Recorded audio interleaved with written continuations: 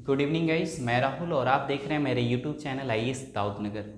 Guys, आज के इस वीडियो सेशन में हम बात करने वाले हैं पार्टिसिपल, जेरंड और इन्फिनेटिव। ये तीन चीज़ इस वीडियो में हम लोग देखेंगे, पार्टिसिपल, जेरंड और इन्फिनेटिव। डैट मीन्स अगर फाइनली हम बात करें तो हम लोग अभी देखने वाले हैं non finite verb. Non finite verb और इसकी टाइप। इसके पहले वीडियो में मैंने बात किया था कि नॉन फाइनाइट वर्ब क्या होता है, कैसे आप नॉन फाइनाइट वर्ब को आइडेंटिफाई करेंगे।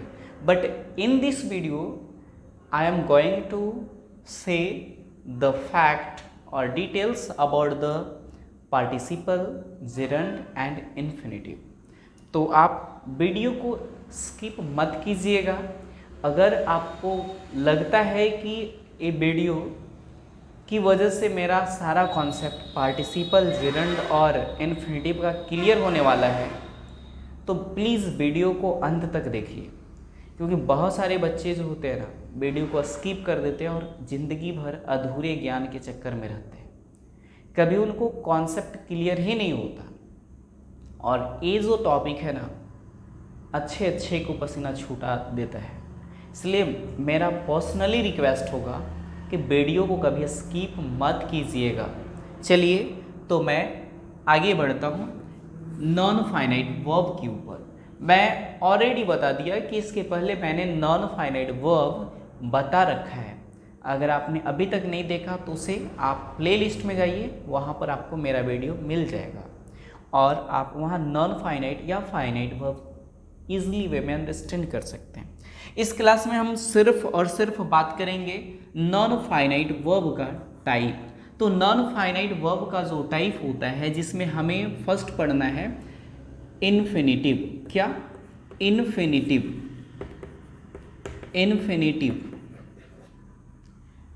मैं आपको ये बता दूं कि इन्फिनेटिव जो होता है ना, वो दो पार्ट में डिवाइड होता है। इन्फिनेटिव आगे चल करके दो पार्ट में डिवाइड हो जाता है, जिसको हम बोलते हैं, एक को बेयर इन्फिनेटिव, बेयर इन्फिनेटिव, और जो सेकंड वाला है इसको हम लोग बोलते हैं फुल इन्फिनेटिव।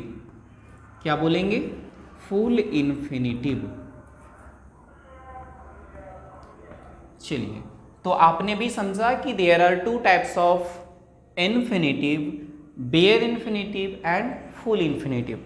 अब आपके मन में एक क्वेश्चन जरूर आ रहा होगा कि सबसे पहले तो ये तो बताइए इन्फिनेटिव क्या होता है। तो मैं बता दूं कि जो base form of the verb होता है, base form of the verb कहने का मतलब V1। क्या? V1। तो V1 को ही हम इन्फिनेटिव बोलते हैं। अब बोलेंगे सर V1 तो बहुत सारे सेंटेंस में आते हैं। तो हाँ, बिल्कुल आते हैं। तो अगर आपको 2 के साथ V1 दिखता है तो इसको आप बोलिएगा फुल इन्फिनेटिव। 2 के साथ V1 नज़र आएगा तो that is called full infinitive. और अगर सिर्फ और सिर्फ सेंटेंस के अंदर V1 आ रहा है और वो नॉन फाइनाइट के रूप में है तो उसे हम बोलेंगे बेयर इन्फिनेटिव। मैं एक बार फिर से बता दूं, नॉन फाइनाइट वर्ब क्लियर नहीं है तो प्रीवियस वीडियो में जाकर आप जरूर समझें। लेकिन मैं कोशिश करूंगा कि इस वीडियो में ही आपको कोई ट्रबल ना हो समझने में। आइए, तो मुझे उम्मीद है कि आप ये इन्फिनेटिव समझ गए होंगे। इन्फिनेटिव क्या है? तो V1 फॉर्म यानी base form of the verb. कितने तरह का होते हैं? There are two types of infinitive, bare infinitive and full infinitive. Full infinitive क्या होता है? जो 2 के साथ V1 आता है, और बेयर इन्फिनेटिव सिर्फ V1 आता है। अब आइए देखते हैं नेक्स्ट टाइप। जो नेक्स्ट टाइप है हमारा वो है जेरंड। जेरंड। अब आप पूछेंगे जेरंड क्या होता है? तो जेरंड जो होता है वो V4 जो होता है ना, वर्ब में ING, वर्ब में हम क्या ING जोड़ते हैं, उसे हम बोलेंगे क्या? जेरंड। और ये जेरंड जो होता है वो नाउन की तरह एक्ट करता है। किसके तरह एक्ट करता है? नाउन की तरह एक्ट करता है। और आपको पता होगा कि जो नाउन है इसका 3 फंक्शन होता है। नाउन का कितना फंक्शन होता है? 3 ठो फंक्शन होता है। ए नाउन सब्जेक्ट बनकर के भी आता है सेंटेंस के अंदर, कंप्लीमेंट बनकर के भी सेंटेंस के अंदर आता है, और ऑब्जेक्ट बनकर के भी सेंटेंस के अंदर आता है। तो आपको क्या समझ में आया? Noun has 3 functions, noun as a subject, noun as a complement और noun as an object. Noun एक सब्जेक्ट के रूप में आएगा, नाउन कंप्लीमेंट के रूप में आएगा और नाउन ऑब्जेक्ट के रूप में आएगा। तो आप बोलेंगे सर पढ़ा रहे थे जेरंड और चले आए नाउन पे, कहाँ ककड़ी कहाँ मचान कर दी है ना? नहीं नहीं, ऐसा नहीं है, क्योंकि जो भी जेरंड होता है ना बाबू, वो सब के सब क्या होता है? नाउन ही होता है। यानी अगर V4 फॉर्म जीरंड के रूप में आ रहा है तो वो जीरंड क्या है? नाउन है। इसलिए ये फंक्शन आपको जानना जरूरी है। तो एक V4 फॉर्म सब्जेक्ट के रूप में आएगा, एक V4 फॉर्म कंप्लीमेंट के रूप में आएगा और एक V4 फॉर्म ऑब्जेक्ट के रूप में आएगा। तो इसको हम क्या बोलेंगे? जेरंड। यानी सभी जगह V4 फॉर्म आएगा तो उसे हम जेरंड नहीं बोलेंगे, बस ये 3 जगह आएगा। कौन कौन सी जगह पर? ऑब्जेक्ट की जगह पर, कंप्लीमेंट और सब्जेक्ट, ये 3 ही जगह आएगा, तभी हम उसको जेरंड बोलेंगे। अब आपके पास एक और बच रहा है जिसको जानना बहुत ज़रूरी है। नेक्स्ट है हमारा पार्टिसिपल। क्या है? पार्टिसिपल। चलिए लिख लेते हैं पार्टिसिपल। पार्टिसिपल, ये जो पार्टिसिपल है इसमें क्या क्या आता है? तो पार्टिसिपल के अंदर वर्ब का 3rd फॉर्म और वर्ब का 4th फॉर्म दोनों आते हैं। 3rd form of the verb and 4th form of the verb. Verb में ing और वर्ब में ed या en वगैरह कुछ कुछ आता है ना, ये सब क्या हो जाते हैं? पार्टिसिपल हो जाते हैं। अब आप बोलेंगे कि सर इसमें भी V4 है और इसमें भी है, how can we identify which one is gerund and which one is participle? This is a big problem. I think कोई बिग प्रॉब्लम नहीं है, हम लोग देख लेंगे। लेकिन सबसे पहले हम जानेंगे कि जो पार्टिसिपल होता है ये कितने पार्ट में डिवाइड होता है। तो once again it is also divided into 3 parts. आपका जो पार्टिसिपल है ना, ये भी 3 पार्ट्स में डिवाइड होते हैं। आइए देख लेते हैं कौन कौन सा पार्टिसिपल होता है। तो फर्स्ट आपका past participle, past participle. Second होगा आपका प्रेजेंट पार्टिसिपल, प्रेजेंट पार्टिसिपल। और लास्ट हो जाता है perfect participle. Past participle, present participle और परफेक्ट पार्टिसिपल। ये आपका पार्टिसिपल का 3 टाइप्स होते हैं, present participle, past participle and perfect participle. क्या? Perfect participle. अब आपके मन में एक क्वेश्चन ज़रूर आ रहा होगा, सर यहाँ तो 2 ही ऑप्शन लिखे और इसमें 3 हैं, तो फिर कौन सा वर्ब आएगा? तो हम पास्ट पार्टिसिपल बोलेंगे या प्रेजेंट पार्टिसिपल बोलेंगे या फिर परफेक्ट पार्टिसिपल बोलेंगे? मेरी क्लास में टेंशन लेने की बात नहीं है, बहुत आसान होगा अगर आप वीडियो को कंटिन्यू करके वॉच करेंगे। चलिए, पास्ट पार्टिसिपल क्या होता है ध्यान दीजिएगा, जिसमें 3rd form of the verb, जिसमें 3rd form of the verb आपको दिखे उसको आपको क्या बोल रहे हैं? Past participle. प्रेजेंट पार्टिसिपल क्या? तो जिसमें आपको V4 दिखे, क्या? V4, 4th form of the verb, इसको हम बोलेंगे प्रेजेंट पार्टिसिपल। अब बोलेंगे तो सर जो V3 होगा, सॉरी V3 तो हो गया वो पास्ट वाला, V4 हो गया प्रेजेंट वाला पार्टिसिपल, लेकिन परफेक्ट में क्या होगा? तो हाँ, आपको याद रखना है, इसमें एक्स्ट्रा वर्ड याद रखना है कि अगर किसी भी सेंटेंस में हैविंग और इसके साथ वर्ब का थर्ड फॉर्म आता है, मीन्स हैविंग प्लस V3 अगर दिखता है तो that is considered as the perfect participle. क्या मैंने बताया कि अगर हैविंग के साथ V3 आएगा तो उसे हम बोलेंगे परफेक्ट पार्टिसिपल। आई थिंक अब तो क्लियर हुआ होगा। फिर से मैं एक बार रिपीट कर रहा हूँ, इसके बाद हम लोग सेंटेंस में बारी बारी से देखेंगे कि कहाँ जिरंड है, कहाँ पार्टिसिपल है, कहाँ पर आपका इन्फिनेटिव है। तो फर्स्ट ऑफ ऑल आप देख लीजिए, इन्फिनेटिव क्या V1 को बोलते हैं और ये दो टाइप का होता है, बेयर इन्फिनेटिव और फुल इन्फिनेटिव। बेयर इन्फिनेटिव में क्या आता है, सिर्फ V1 आता है। टू के साथ V1 आएगा तो उसको क्या बोलेंगे, फुल इन्फिनेटिव बोलेंगे। और जेरंड किसको बोलते हैं, तो जो V4 फॉर्म होता है उसे जेरंड बोलते हैं। बट आपको ध्यान रखना है कि V4 फॉर्म नाउन की तरह वर्क करना चाहिए। और नाउन की जगह कहाँ कहाँ होते हैं सेंटेंस के अंदर, तो सब्जेक्ट, कंप्लीमेंट और ऑब्जेक्ट के रूप में। इसका मतलब है कि जो V4 फॉर्म आएगा वो सब्जेक्ट बन करके आएगा, कंप्लीमेंट के रूप में आएगा और ऑब्जेक्ट के रूप में आएगा, तभी वो जिरंड होगा। अदरवाइज अगर ये तीन प्लेस को छोड़ करके V4 आ रहा है तो उसका मतलब पार्टिसिपल हो जाएगा। V3 और V4 आता है तो V3 को तो आपको देख करके पता कर लेना है कि ये पार्टिसिपल है, क्योंकि ऊपर में तो V3 है नहीं, वर्ब का थर्ड फॉर्म। अब यहाँ पर रहा परफेक्ट पार्टिसिपल, ये भी बहुत आसान है, हैविंग के साथ V3 आएगा तब वो परफेक्ट पार्टिसिपल। कन्फ्यूज़न कहाँ पर होता है बच्चे लोग को, प्रेजेंट पार्टिसिपल और जेरंड आइडेंटिफाई करने में, क्योंकि इसमें भी V4 आएगा और जेरंड में भी V4 आएगा। तो आई थिंक आपको ये बात क्लियर होगा। बस दो कन्फ्यूज़न है ना, कहाँ प्रेजेंट पार्टिसिपल होगा और कहाँ जेरंड, तो मैं बस चुटकियों में इसको ख़त्म कर रहा हूँ, आप ध्यान देंगे। इरेज कर रहा हूँ।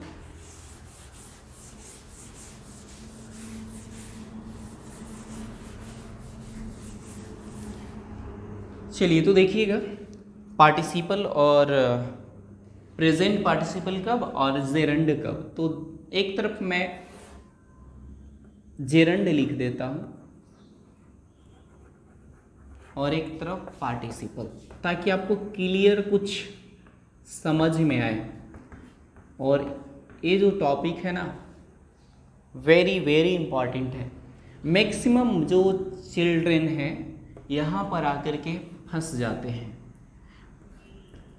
इसमें भी V4 आएगा, इसमें भी V4 आएगा, फिर कैसे आइडेंटिफाई करेंगे कि कौन V4 जिरंड है और कौन सा V4 पार्टिसिपल है।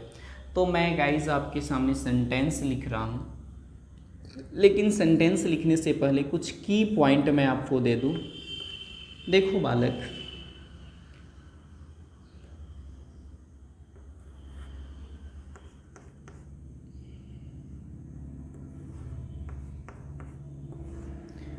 SOC, that means S for subject, O for object और C for complement।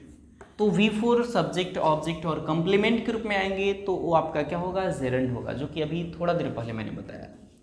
इसके बाद ध्यान देंगेगा यहाँ पर, अगर ऑक्सिलियरी वर्ब है, ऑक्सिलियरी वर्ब कहने का मतलब is MR to be verb, और इसके बाद कोई V4 फॉर्म आता है, क्या रहा है, V4 फॉर्म, और ये आपको अकॉर्डिंग टू अगर हिंदी की बात करें तो रहा रही का मीनिंग देगा, कंटिन्यूअस मीनिंग देगा, कॉन्टिन्यूअस एक्शन का मीनिंग देगा। क्या, कॉन्टिन्यूअस एक्शन, रहा रही, इसको ऐसे लिख देते हैं, giving continuous, giving meaning of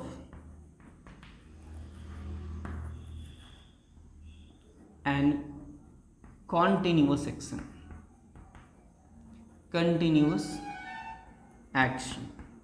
अगर वो कॉन्टिन्यूअस एक्शन का मीनिंग अगर दे रहा है, मतलब रहा रही का मीनिंग दे रहा है, तो आंख बंद कीजिएगा और उसे पार्टिसिपल बोलिएगा।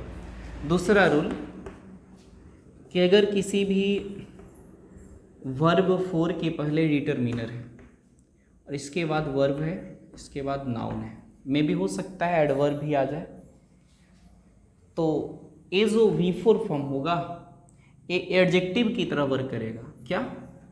ए जो V4 फॉर्म होगा ये एडजेक्टिव की तरह वर्क करेगा और इसे आप बोलिएगा पार्टिसिपल। क्या बोलिएगा? पार्टिसिपल। आइए कुछ सेंटेंस देखते हैं, शायद आपको क्लियर हो जाए। मैंने फर्स्ट लिखा smoking is not good. Smoking is not good. Smoking is not good. अभी देख रहे हैं हमारा इज जो है ना ये क्या है?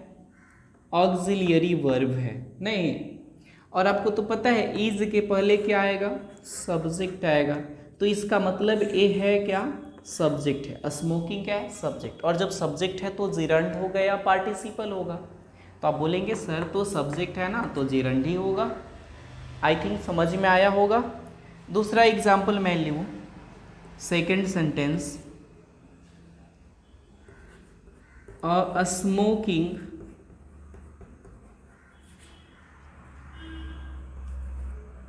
Boy is not good. A smoking boy is not good. अब यहाँ पर देख रहे हैं लगभग मैंने वही सेंटेंस लिया, बस एक अ लगा दिए और एक बॉय लगा दिए। बॉय वर्ड आपको पता है नाउन है और अ क्या है? डिटरमिनर है। तो मैंने अभी बताया कि डिटरमिनर और नाउन के बीच में क्या होता है? एडजेक्टिव होता है, that is called adjective. Okay, what boy? Smoking boy. तो यहाँ पर ये जो स्मोकिंग है ये हो गया एडजेक्टिव, और जब एडजेक्टिव है तो इसका मतलब ये क्या है? पार्टिसिपल है। क्या है? पार्टिसिपल है। यानी नाउन को क्वालिफाई करने के लिए कोई V4 फॉर्म आता है तो उसे हम क्या बोलेंगे? पार्टिसिपल। इरेज कर रहा हूँ, फिर आगे बढ़ते हैं।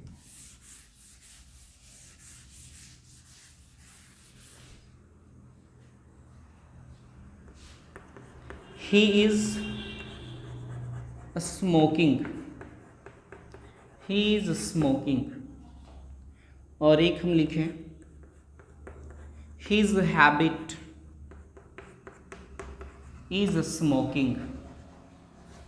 His habit is smoking. मैं दो सेंटेंस यहाँ लिखा, ही इज स्मोकिंग, वह स्मोकिंग कर रहा है। वह स्मोकिंग कर रहा है, that means A continuous meaning. यहाँ पर कॉन्टिन्यूअस मीनिंग शो कर रहा है, बट उसका आदत स्मोकिंग कर रहा है क्या? नहीं, उसका आदत स्मोकिंग करना है।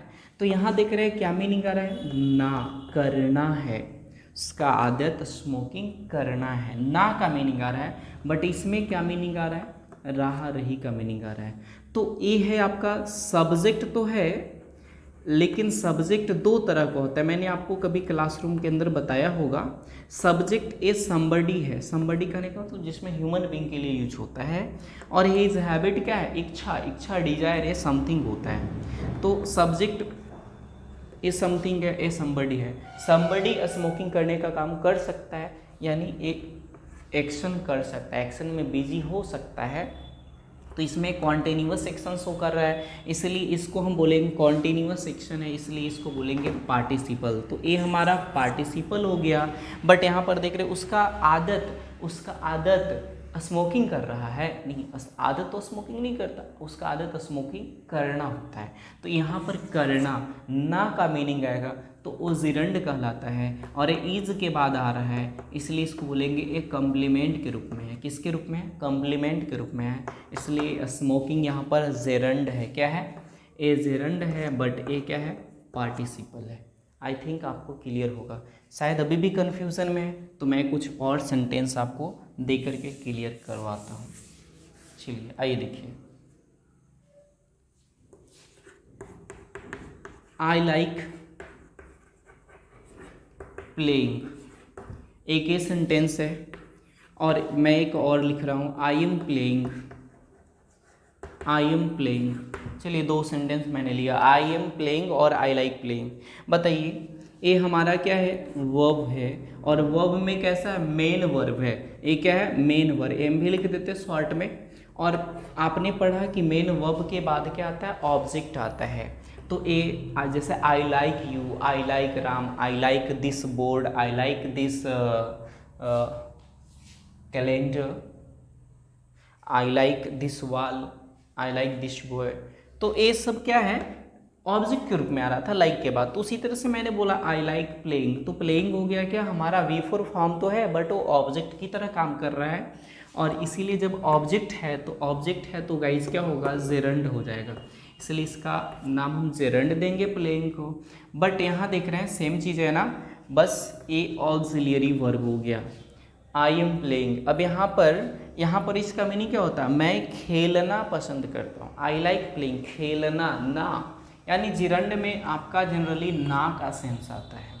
तो यहाँ पर आप देख रहे हैं आई एम प्लेइंग, इसमें मैं खेलना नहीं हूँ, मैं खेलना हूँ क्या, ऐसा कोई होता है सेंटेंस नहीं। आई एम प्लेइंग मतलब मैं खेल रहा हूँ, यानी एक्शन यहाँ पर क्या है, कॉन्टिन्यू है, एक्शन क्या है, कॉन्टिन्यूअस एक्शन है, तो इसीलिए इसको हम क्या बोलेंगे, पार्टिसिपल बोलेंगे। आई थिंक अब तो क्लियर हो गया होगा। अब इसमें किसी को, हमें नहीं लगता कि कोई डाउट हुआ होगा।